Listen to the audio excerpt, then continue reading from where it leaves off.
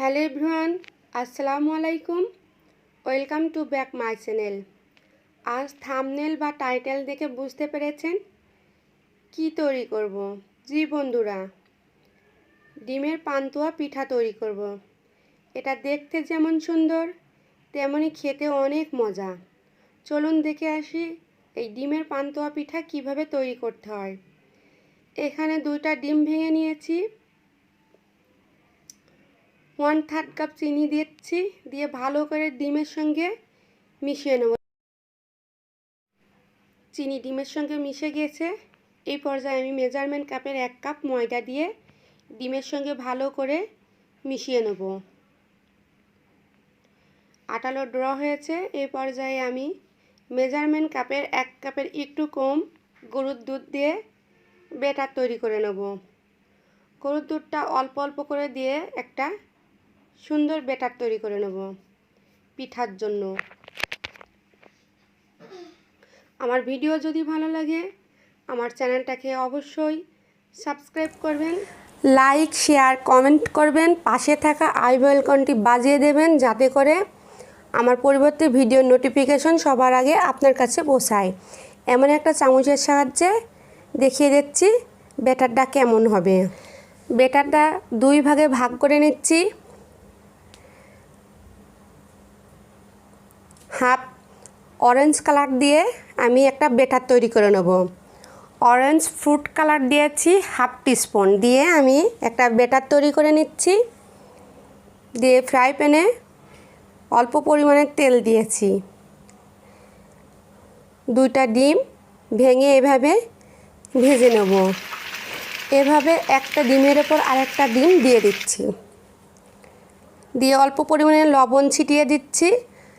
1 চা চামচ চিনি দিয়ে ডিমের ওপরে ছিটিয়ে দিচ্ছি।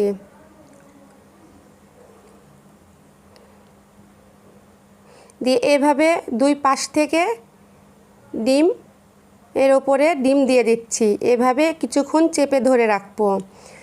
অবশ্যই এই কাজটা সাবধানের সঙ্গে করতে হবে যেন ডিমের কুসুম ভেঙে না যায়। আমার এই পাশ হয়ে গেছে, এই পাশটাকে উল্টিয়ে নিচ্ছি। ডিম হয়ে গেছে। এ পর্যায়ে ফ্রাই প্যানে এক্সট্রা আর কোনো তেল দেবো না। অরেঞ্জ কালারের ব্যাটার দিয়ে আমি তার ওপরে এভাবে 1.5 চামচ দিয়ে পাটিসাপটা পিঠা যেভাবে বানায় সেভাবে করে আমি 4 সাইডে এভাবে ব্যাটার ছড়িয়ে দিচ্ছি। দিয়ে ভালো করে সিদ্ধ করে নেব। ঢাকা দিয়ে খুব ভালো করে সিদ্ধ করে নেব। এই যে আমার ভালো সিদ্ধ হয়ে গেছে। এই পর্যায়ে আমি ডিম দিয়ে রাউন্ড করে নেব। এবার সাদা কালারের এই যে ব্যাটার দিয়ে আবারও পাটিসাপটার পিঠার মতন করে ঘুরিয়ে ছড়িয়ে দেব ব্যাটার।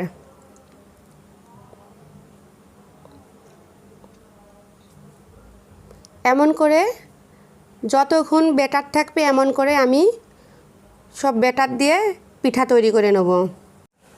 খুব ভালো করে সিদ্ধ করে নেব, তা না হলে কাঁচা কাঁচা থাকলে খেতে ভালো লাগবে না।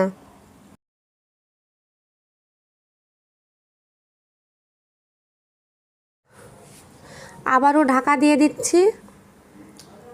এটা আমার সিদ্ধ হয়ে গেছে। আবারও রাউন্ড দিয়ে নিচ্ছি। এভাবে করে যতক্ষণ ব্যাটার থাকবে ততক্ষণ এভাবে করে আমি পিঠা তৈরি করে নেব।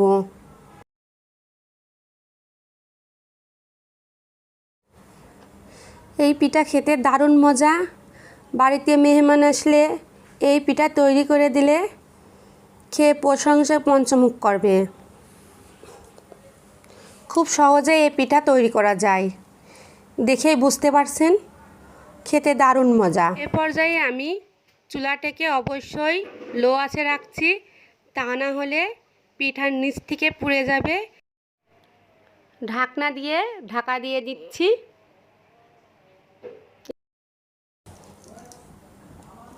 খুব ভালো করে সিদ্ধ করে নিতে হবে।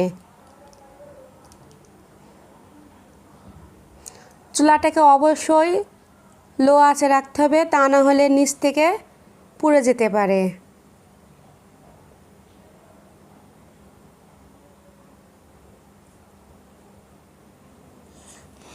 এপাশ ওপাশ করে রেখে রেখে আমি পিঠা তৈরি করে নেব।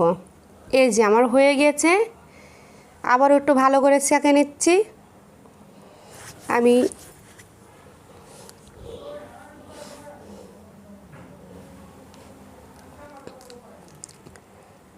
দুই পাশের এক্সট্রা অংশগুলো কেটে অফ সাইডে রেখে দিচ্ছি।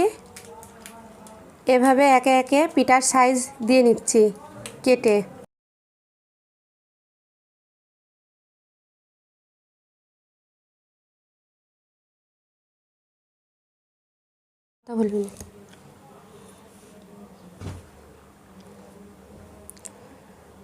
অনেক সুন্দর হয়েছে,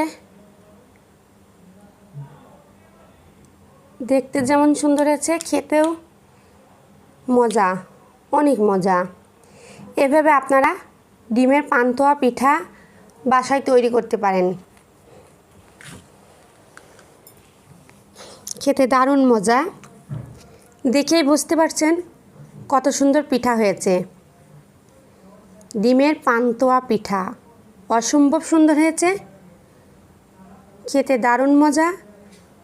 এভাবে আপনারা বাসায় ডিমের পান্তুয়া পিঠা তৈরি করতে পারেন। আজ এই পর্যন্তই। আল্লাহ হাফেজ।